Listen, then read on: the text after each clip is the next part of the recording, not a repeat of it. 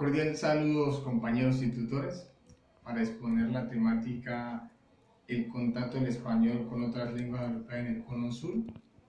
Se trata también desde la historia al carecer de minas de oro y plata en el Cono Sur latinoamericano, incluyendo ya los países conocidos como Argentina, Chile, Uruguay, Paraguay.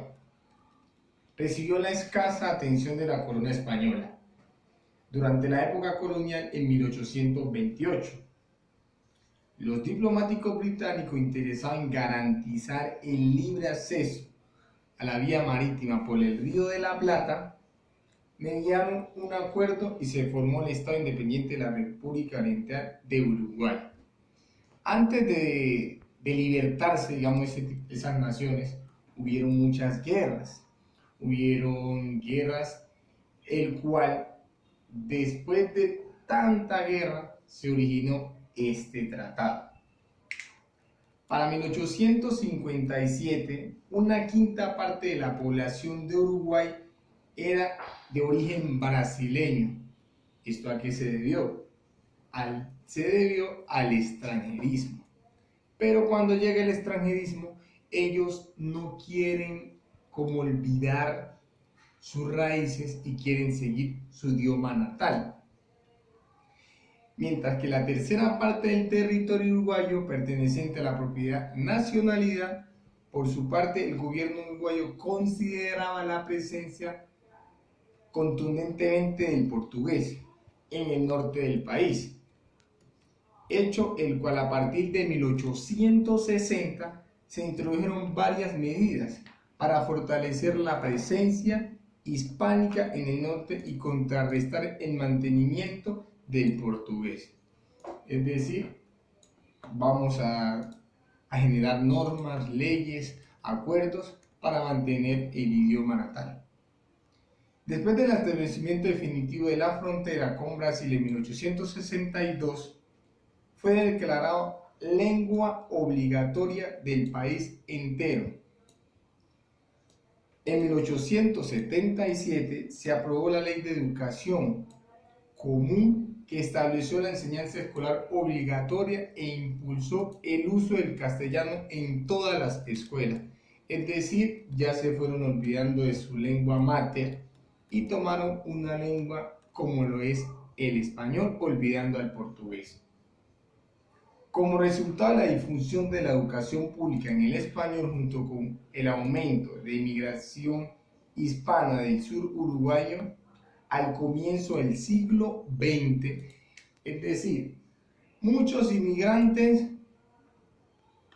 hay en un país y al llegar tantos inmigrantes, las personas que ya hablaban el portugués ya eran personas adultas. Por lo tanto, en una sociedad se conformaban solo las personas adultas a hablar su lengua nativa. Por lo tanto, como no era enseñada, llegaban otras personas e imponían ese idioma para tener un mayor acercamiento en el entorno social. Bueno, el castellano logró penetrar definitivamente en los territorios de habla portuguesa. La presencia del portugués en el norte de Uruguay desde el siglo XXII hasta el presente ha dado lugar a situación de contacto lingüístico entre dos lenguas estrechas, relación histórica al grado de intelectualidad mutua.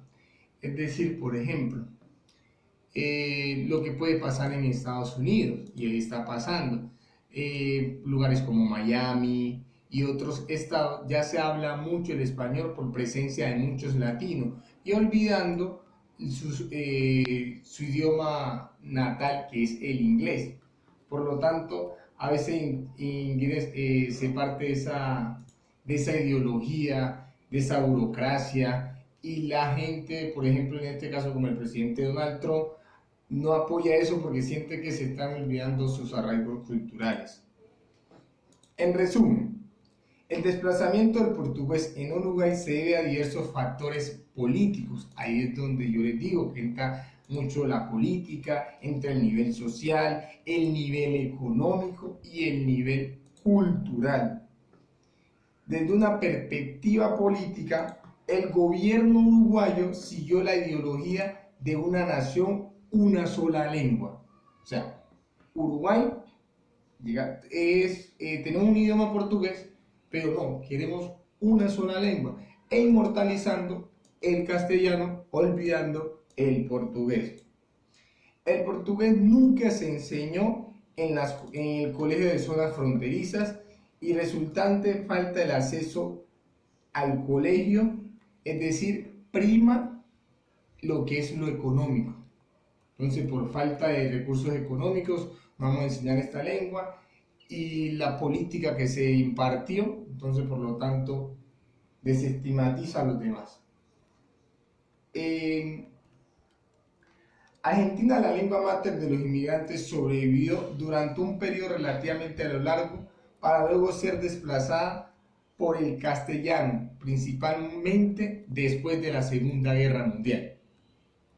Entonces, de data de que hay una guerra, se inmortaliza, después de una guerra se inmortaliza, como decir, otras nuevas culturas, otras nuevas sociedades, y desde ahí se inmortaliza lo que es el idioma. Aparte del léxico del inglés en las variedades regionales del español, el caso del portugués, el italiano, dos lenguas tipológicamente muy parecidas al español y con las cuales la lengua comparte un alto grado de inteligibilidad mutua. La consecuencia del contacto ha sido profunda, dada de la ideología lingüística oficial del Uruguay, el peligro castellano con falta de prestigio del portugués uruguayo. Es decir, olvidamos nuestras creencias, nuestras costumbres y por lo tanto, al llegar otros grupos sociales, inmortalizando nuestras verdaderas, los que nos caracterizan, lo que nos enseñaron nuestros antepasados, digámoslo así. Espero que hayan comprendido el tema. Todo esto se da a cambios sociales, el cual nosotros no hemos podido como mantener nuestra herencia. Eso se evidencia en muchos casos. Digamos, si nos vamos a la cultura afrodescendiente, si nos vamos a la cultura de los indígenas, a los indígenas hay que rescatarle mucho porque ellos aún guardan su idioma. Podemos ir tú vas al Cauca, tú vas a Guambia, todavía se escuchan los indígenas que hablan su idioma nativo, a pesar de que el español viene siendo una de las segundas lenguas más habladas, pero ellos todavía conservan sus creencias.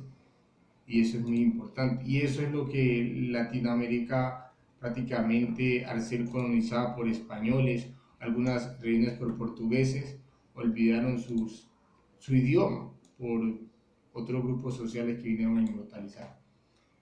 Espero que hayan entendido la temática. Mi nombre es Carlos Cifuentes Biafara, estudiante de licenciatura en inglés del CEA de Cali.